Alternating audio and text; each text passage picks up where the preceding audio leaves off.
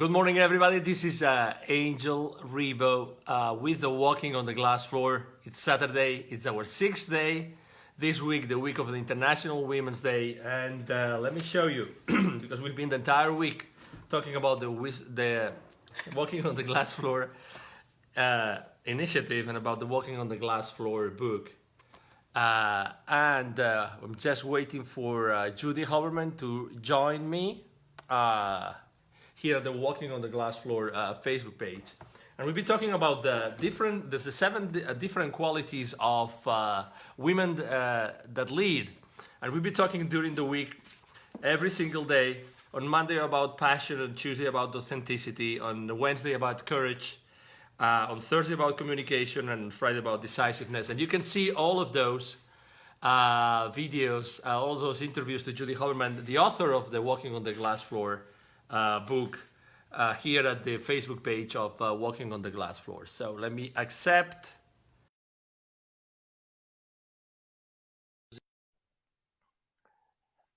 Judy is just joining us. Hello, hello. Good morning.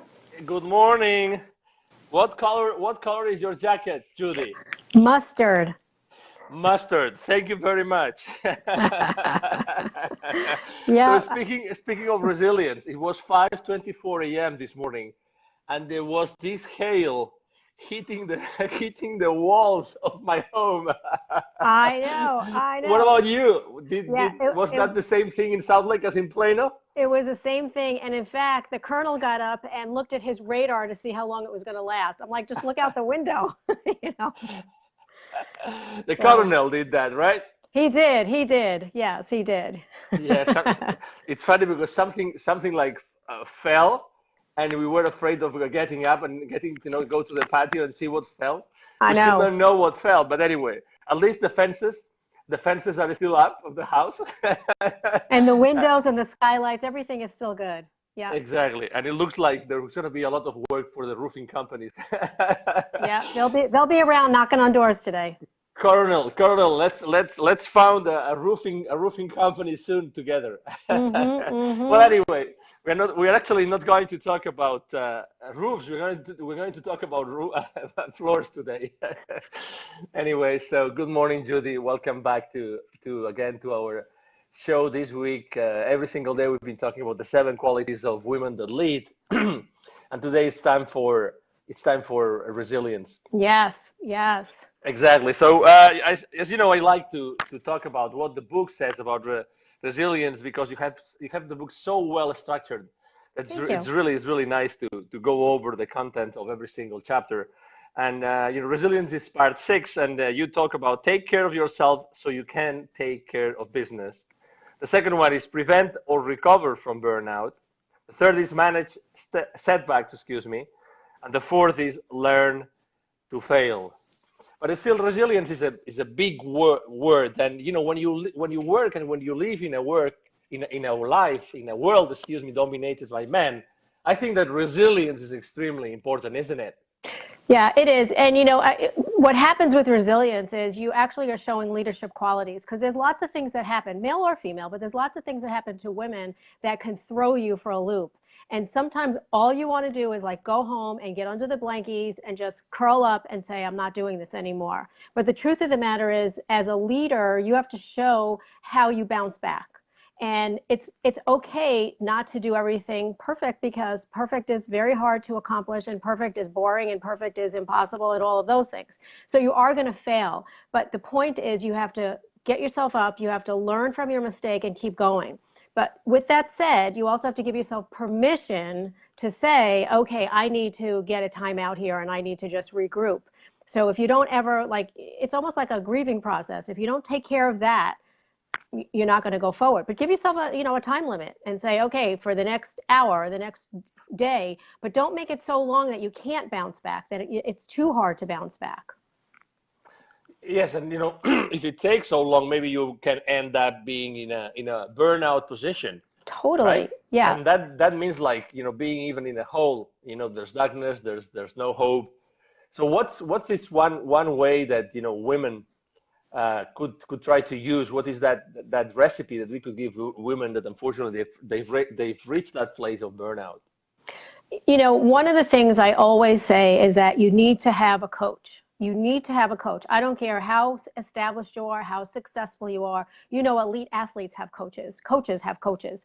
So talk to someone. If you don't have a coach and you can't find a coach, talk to somebody that you trust and get it out and figure out what went wrong. Because a person that's more objective than you are will be able to see things and say, okay, so maybe next time you should try it this way, or what did it feel like when it didn't work? And I'll give you a perfect example. I was asked to speak at an event, and the person that brought me in told me, I asked all the questions, who's my audience and what are they looking for, blah, blah, blah. She told me everything, or so I thought. Because when I got there, it was not anything that she told me. My talk was not geared for them at all. It was the worst talk I've ever given, ever. And she thought it was wonderful, but I got terrible reviews. And I remember coming home and saying, I'm not going to do this anymore. I'm not speaking anymore. I can't do this. I'm a failure. I'm an imposter. I'm blah, blah, blah, blah, blah. Fortunately for me, I had a speaking engagement the next day, which I had to get up and do. But I wallowed in it for a couple of hours because I thought this was the worst thing I've ever done. So what was the worst thing? That they didn't like me? That they didn't find what I said valuable? Yeah, that was pretty crappy. But the point is, I learned from it. So from now on, I ask more questions than I've ever asked to make sure that I am prepared. So sometimes it's being prepared for, or as prepared as you can for what's coming up. Why do you think that we typically always go looking for perfection? That's how we're brought up. That, you know, especially as girls, little girls, you know, everything has to be perfect. You have to be dressed perfectly. You have to be clean. You have to collaborate. You have to play house. You have to do all these girly things. And, you know, nobody's ever given an opportunity to fail. We're also told you could be anything you want to be and nothing's going to stop you. Well, that's not true either, because you might have to take classes, you might have to get licensed, you might have to do all these other things, and you might have to, you know, take some time to get to that point. So we have these false expectations of ourselves and of people around us. And then when we get into the real world and it doesn't happen, you know, we're thinking like, wow, what happened? You know, I'm supposed to be doing this and I'm supposed to be perfect. So it's just something that, I mean, I'm a recovering perfectionist, so I can tell you that from experience. It isn't the right thing to do. Absolutely. And, you know, we have Sandra Fry here, and she's saying, I just had a conversation with my husband about coaches needing coaches. And I couldn't agree more. You know, there's not, you know, you said we have coaches, and I personally have coaches, although I coach some of my clients. Yeah. And because, you know, we never do enough. I mean, we need to be grounded. We need someone to help us uncover our greatness and where we are from and where we're coming from. So yes, I mean, we definitely, all of us need support. And we're talking about this quality inside the framework of the Walking on the Glass Floor Initiative. And the Walking on the Glass Floor Initiative has one starting point of the transformation path of both individuals and organizations. Mm-hmm. And what would you say that the Walking on the Glass Floor training represents on that transformation path for an organization, Judy?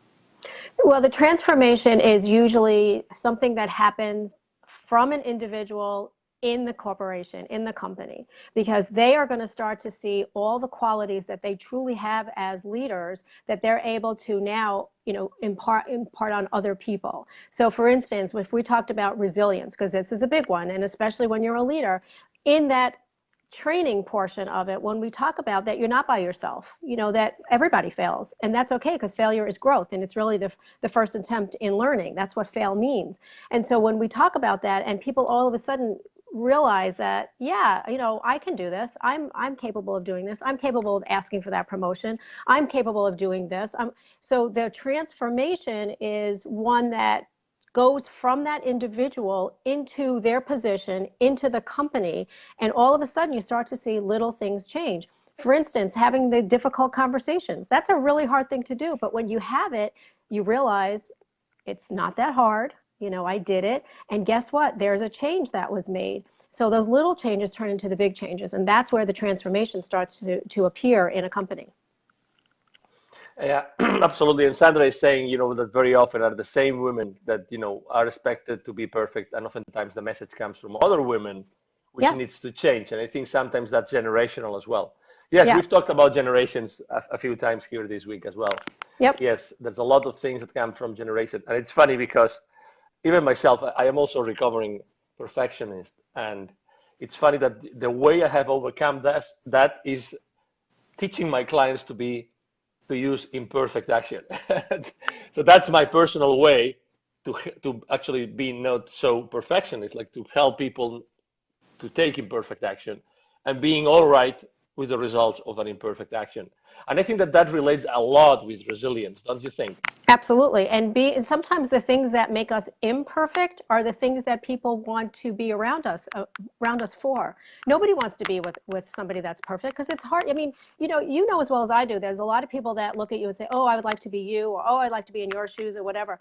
And I always say to them, be careful what you wish for, because I've got a lot of things that a lot of people don't like. I mean, I am the question queen. I ask more questions than anybody. And so people get annoyed with me sometimes. Well, you don't want that, but that's who I am. Maybe that's my imperfection. And so I think that your imperfection is what makes you who you are, and you should go with that. I mean, there's always funny things that make you imperfect, but who cares? Like I said, and like you said, we're recovering perfectionists. Trying to be perfect all the time is exhausting.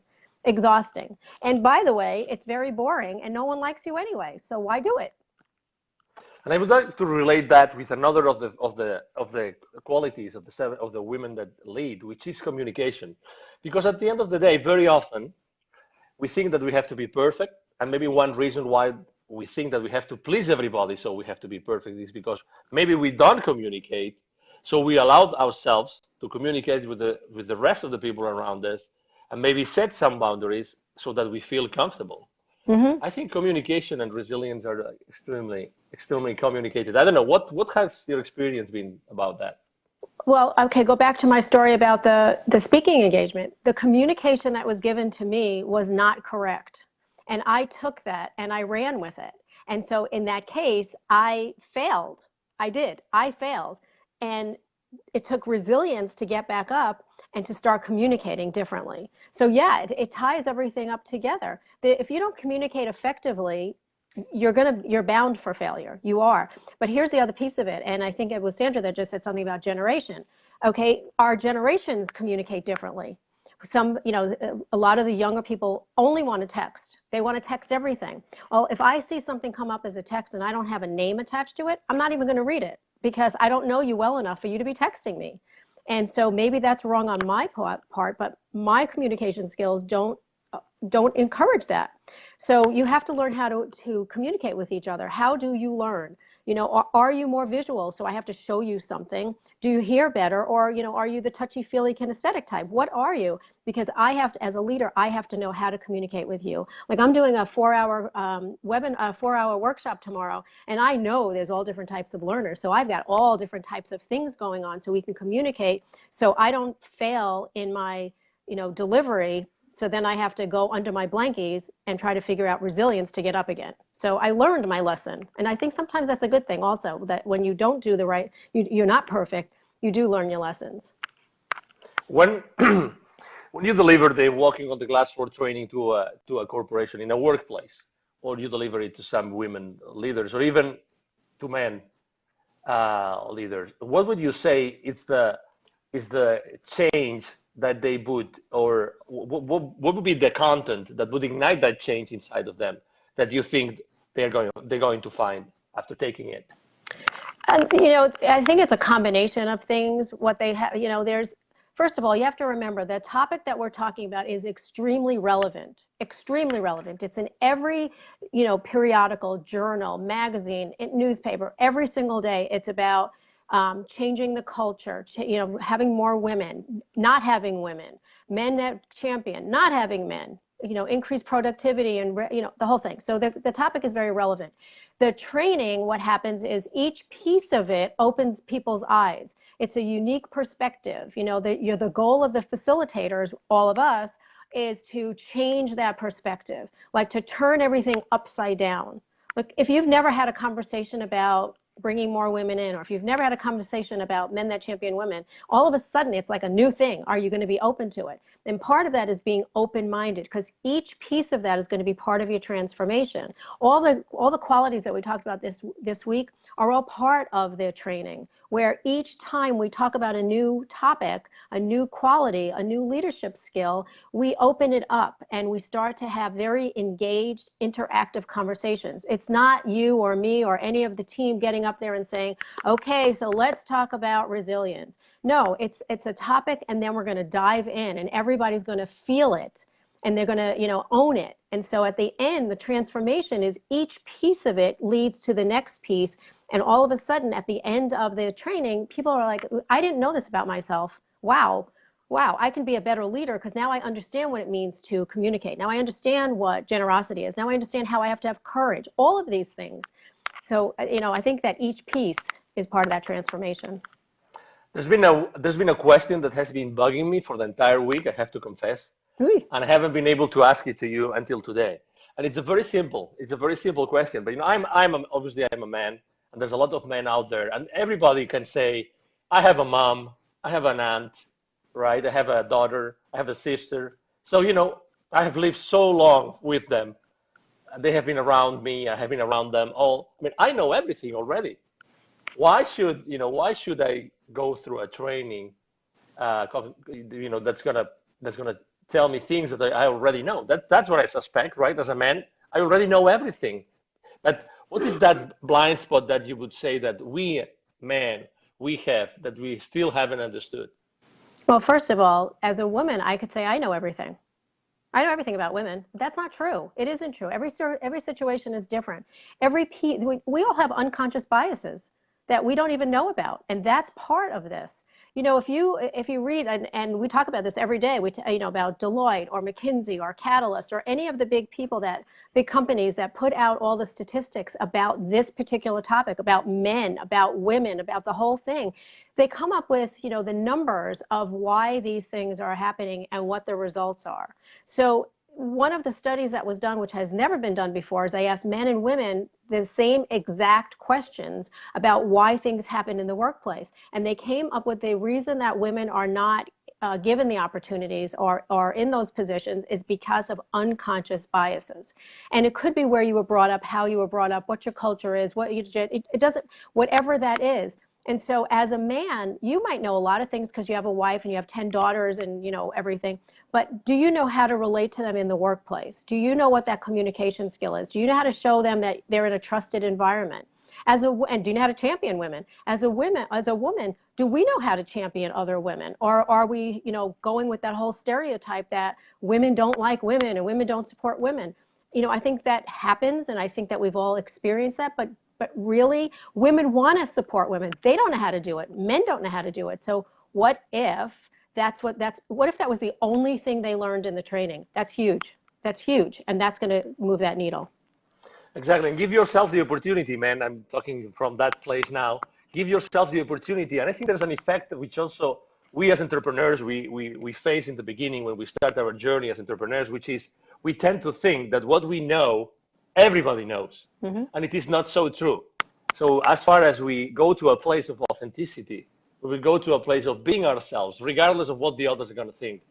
That's the place where we start creating greatness and we start making a difference in the world.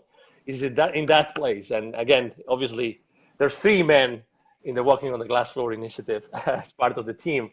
And I think that's a place of authenticity, a place where we can start making changes and helping other men to champion women systematically. Absolutely. And I think that we take a lot of things for granted. We think everybody knows this. Oh, everybody got that. That's not true. That's not true. Not true. And if you're really honest with yourself, if you're really being 100% authentic, you can say, I don't know everything. If we ask the question, so what don't you know about women? What is it that you still want to know? And you ask it a few times, all of a sudden that real question is going to pop up. And I think that's important as well. Absolutely. Let's wrap it up. Yep. I'm here with Judy Hoberman. She's an author. She's a coach. She's a consultant. She's the leader of the Walking on the Glass Floor initiative. She's also the leader of the Selling in a Skirt. And this is Angel Ribo. I am a global consultant. I am the president of the Wisdom for Kids Foundation. And I'm very, very happy to say that, the Walking on the Glass Floor book, part of the proceeds go to the Wisdom for Kids Foundation, and what we do is we help underprivileged kids in Latin America become entrepreneurs using the local resources. And obviously, there's a lot of girls out there that need our support, and that's what we do every Absolutely. single day. Exactly. So thank you, Sandra. Thank you for joining us on a Saturday Yes. morning. Exactly. That's especially important here in Texas, in the north of Texas, where we had this amazing storm and those code red weather alerts throughout the night. But we survived. So Judy, again, we were going to try to make a last one, a last session tomorrow, a last interview tomorrow, talk tomorrow. Judy, as she said before, she's going to be traveling tomorrow. She has a workshop tomorrow, 4-hour workshop. Where in the country, Judy? I'm going to be in Indianapolis at Purdue, and I'm going to get to see Danielle tomorrow morning. So I'm very excited about that too. So, and by the way, the first person on this chain again today was Joy. So let's make sure we thank Joy again. So Joy and Sandra and everybody else that showed up, and I see Ellen's on there now, and you know, there's so many people. We thank you, thank you, thank you. So, and we're going to move on over to our team call now. Exactly. So. Every single, she spoke about, Judy mentioned Danielle Burns is actually one of the facilitators and great friends and members of the Walking on the Glass Floor initiative. Exactly. Joy, she's always there. Thank you so much. Oh my God. Speaking of loyalty, Joy is the loyalty. Yeah. This week of International Women's Day. So thank you very much. Thank you, everybody. Some of us are going to meet because every single Saturday we have our kind of our board mastermind meeting every single Saturday very early to make the weekend a great weekend again. So to all the audience here for the Walking on the Glass Floor International Women's Day week, thank you very much for being with us. Thank you. And see you tomorrow. We're going to do our best to be there and to wrap it up for the week, International Women's Day week. Have a wonderful day. See you in a minute. Judy, bye-bye. Bye. Goodbye, everybody.